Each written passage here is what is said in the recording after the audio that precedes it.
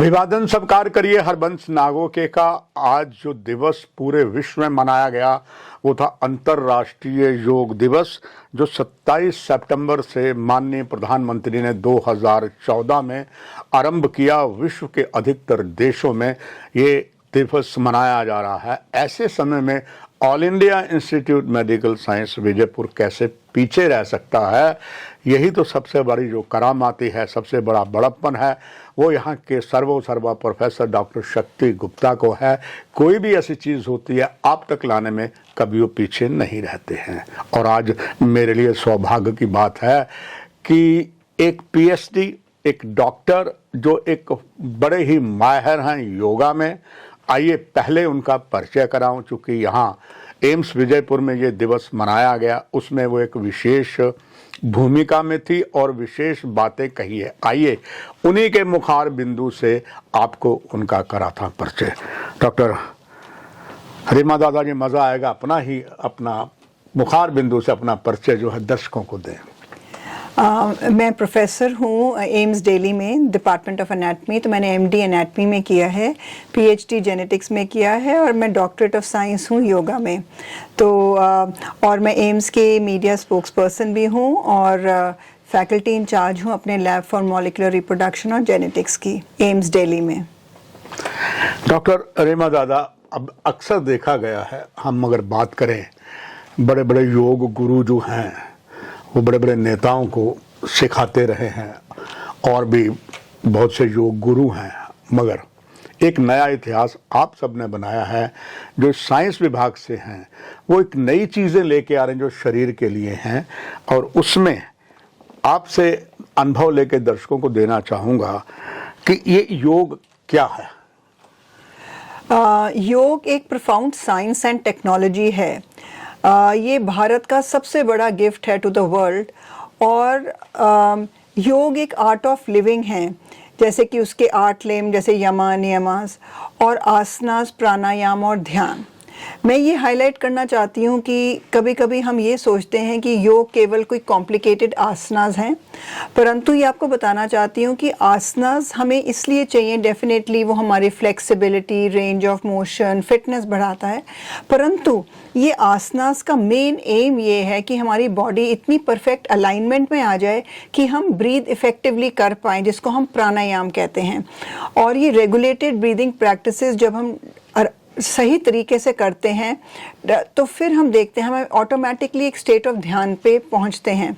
तो ये हमें अंडरस्टैंड करना चाहिए, हम वही आसन करें। पहले तो एक ट्रेंड योगा थेरेपिस्ट के अंडर सीखें योग, वो हमारा पूरा हेल्थ लाइफस्टाइल, कोई डिजीज़ है उसके अकॉर्डिंगली वो हमारा प्रोटोकॉल बनाएं, और उसके बाद हम आसना जितना कर सकते हैं वो करें, पर प्राणायाम पे बहुत ध्यान दें।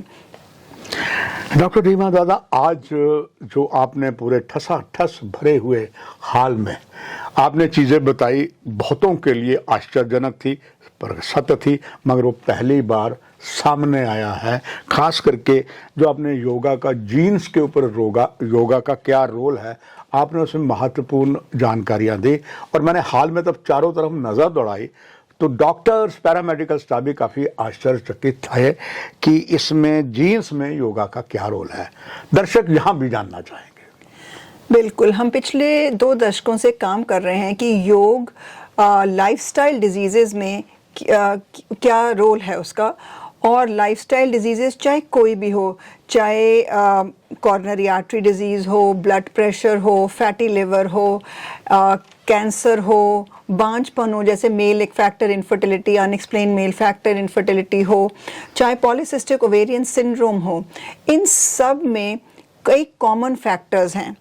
और ये सारे कॉमन फैक्टर्स जो एक बेसिस फॉर दिस अंडरलाइंग ये सारी डिजीज़ेस के हैं, इन सब पे योग बहुत फ़ायदेमंद है, क्योंकि ये लाइफस्टाइल डिजीज़ेस हैं और योग एक आर्ट ऑफ लिविंग है, एक लाइफस्टाइल है, एक माइंड बॉडी एनर्जी मेडिसिन है। तो हम लोगों ने जब इनको स्टडी किया तो हमने देखा कि yoga right up to our genes effect करता है। तो अभी तक हम ये सोचते थे कि ये जीन्स ही हमारे हेल्थ और डिजीज़ स्टेट को डिटर्मिन करता है, जिसको हम जेनेटिक डिटर्मिनिज्म कहते हैं। परंतु अब एक कंसेप्ट आया है एपिजेनेटिक्स का, कि हम अपने बिहेवियर, अपने रहन सहन, अपने जीवन शैली पे से, और या जो भी हम रेगुलर बेसिस पे करते हैं, हम अपने जीन्स को और उनके जो जेनेटिक एक्सप्रेशन को, जो उसका बिहेवियर है, जीन का आउटपुट है, उसको हम चेंज कर सकते हैं। और हमने देखा है कि योग हमारे एपिजीनोम को पॉजिटिवली मॉड्यूलेट करता है, और वो ऐसे जीन एक्सप्रेशन को बढ़ाता है जो हमारे स्वास्थ्य के लिए बहुत फ़ायदेमंद हैं। जैसे कि इन्फ्लेमेशन कम करता है, जो एंटीऑक्सीडेंट जीन्स हैं उनका एक्सप्रेशन बढ़ाता है, जो इम्यून सिस्टम के होम्योस्टेसिस को मेंटेन करते हैं उनके एक्सप्रेशन को बढ़ाता है, जो पैरासिम्पैथेटिक डोमिनेंस करते हैं उनके एक्सप्रेशन को बढ़ाता है, जो स्ट्रेस लेवल्स कम करते हैं उसके लेवल को कम करता है। और जैसे जो एमिगडाला है ब्रेन का, जहाँ स्ट्रेस का सेंटर है, उसका साइज कम होता है। इन एडिशन टू दैट, की एरियाज ऑफ द ब्रेन में ब्लड फ्लो इंक्रीज होता है, ऑक्सीडेटिव तनाव कम होता है। तो हमने देखा कि ये सारा असर योग जीन्स पे कर रहा है, जिसके कारण जो जीन्स का एक्सप्रेशन है वो बदल रहा है। तो ये तो बहुत इम्पॉर्टेंट है कि इवन इफ हमने पहले एक गलत रहन सहन अपनाया जिसके कारण हमारा जीन एक्सप्रेशन, वो जीन्स टर्न ऑन हो रहे थे जो फ़ायदेमंद नहीं थे, परंतु अब ये है कि ये चेंजेस मेटास्टेबल हैं। अगर हम अपनी दिनचर्या में योग अपनाएं तो हम इनका एक्सप्रेशन आउटपुट पॉजिटिव कर सकते हैं और वो जीन प्रोग्राम स्विच ऑन कर सकते हैं जो हमारे लिए फ़ायदेमंद हैं। डॉक्टर रीमा, ये तो आपका बहुत ही बड़प्पन है, और थैंक्स टू डॉक्टर शक्ति गुप्ता प्रोफेसर सर को, आपको इस महत्वपूर्ण दिवस पर बुलाया और आपने जानकारी दी। और ये भी बात जग जाहिर हो चुकी है कि इस एम्स विजयपुर में न केवल जम्मू कश्मीर, साथ ही लगते 5 दरियाओं की धरती जिसे हम पंजाब कहते हैं, देवभूमि हिमाचल है, साथ ही साथ डॉक्टर रीमा दादा हमारे पास बर्फीला रेगिस्तान लद्दाख भी है। वो सारे ही यहाँ आए इलाज के लिए। आपके आने से पहले यहाँ पर मुझे भी जानकारी मिली कि जो बच्चा माँ के गर्भ में पलना शुरू होता है उसमें कई प्रकार की बीमारियां लग जाती जो पहले पता नहीं लगता था। अब एम्स विजयपुर एक नया नायाब तरीका लेके आया है। अगर माँ के गर्भ में बच्चा पल रहा है, उसको अगर कोई बीमारी है वो गर्भ में ही ठीक हो सकती है।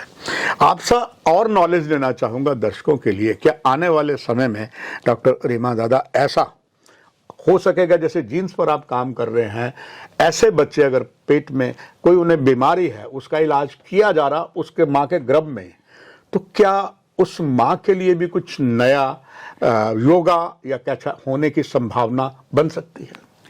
बिल्कुल, ये कंसेप्ट है, जैसे कि अब जैसे फीटल मेडिसिन आ रहा है कि इन यूट्रो ही पलते बच्चे में हम ट्रीटमेंट दे सकते हैं। ये बहुत अच्छी फील्ड है और पैदा होने से पहले ही उसको करेक्ट कर सकते हैं। परंतु हम ये अब स्टडीज़ कर रहे हैं जिसमें हमने देखा है कि हम ये जो अगर मदर को एडवाइस किया जाए कि हेल्दी लाइफस्टाइल अपनाएं, फादर को एडवाइस किया जाए हेल्दी लाइफस्टाइल अपनाएं, तो उससे कई जेनेटिक एपिजेनेटिक डिजीज़ बर्डन बच्चों में कम हो सकता है।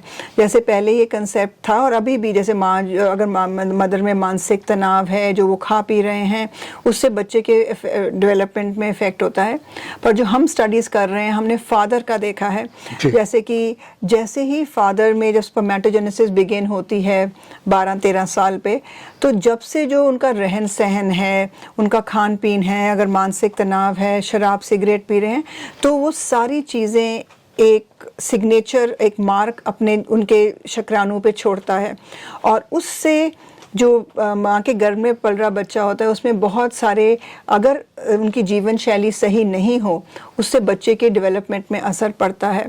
तो हमारी स्टडीज़ ने ये दिखाया है कि फादर के लाइफस्टाइल ने, जिसको हम कहते हैं paternal origin of health and disease, कि फादर के लाइफस्टाइल से उनके जर्म सेल्स पे अफेक्ट करता है, और वो जर्म सेल्स में फिर उनमें बच्चों में, इन कपल्स में देखा है क्या कभी कभी बांझपन होता है, बच्चा बार बार गिरता है, बट कई बच्चों में कैंसर्स पाए जाते हैं जिसका कारण फादर के पुअर क्वालिटी स्पर्म डीएनए, कई न्यूरोसाइकेट्रिक डिसऑर्डर्स हैं जैसे शाइजोफ्रेनिया स्किज़ोफ्रेनिया, ऑटिज़म, ये भी फादर के अनहेल्दी लाइफस्टाइल और स्पर्म डीएनए ऑक्सीडेटिव डैमेज के कारण।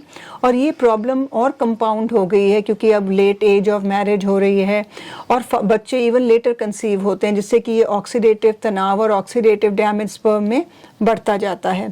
और योग से हमने पाया है कि योग करने से, अगर ये योग अपनाएं ये लोग, तो उसमें स्पर्म में जो ऑक्सीडेटिव तनाव और ऑक्सीडेटिव डीएनए डैमेज है वो हम ठीक कर सकते हैं। परंतु हमें योग अपने दिनचर्या में अपनाना है और इसकी रेगुलर प्रैक्टिस करनी है। डॉक्टर रीमा दादा, एक नया इतिहास निश्चित तौर पर एम्स विजयपुर जम्मू ने बुलाया और जहां पर आज मुख्य रूप में आप आए, एक नई चीज़ें जानकारी दी जो दर्शकों को बहुत लाभप्रद होगी। आखिर में मैं आपका एक संदेश चाहूँगा, इस चैनल के ही माध्यम से सभी दर्शकों के लिए आपका एक संदेश। मैं तो बस यही कहना चाहूँगी कि योग अपने दिनचर्या में अपनाएं।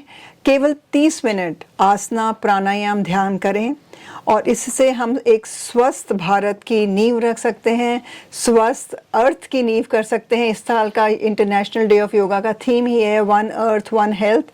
तो आई थिंक योग हमारे ही सेहत के लिए नहीं पर हमारे अर्थ की सेहत के लिए भी सबसे ज़्यादा अहम है। Thank you. आपका बहुत धन्यवाद। दर्शकों, यहीं इस कार्यक्रम की समाप्ति। नमस्कार।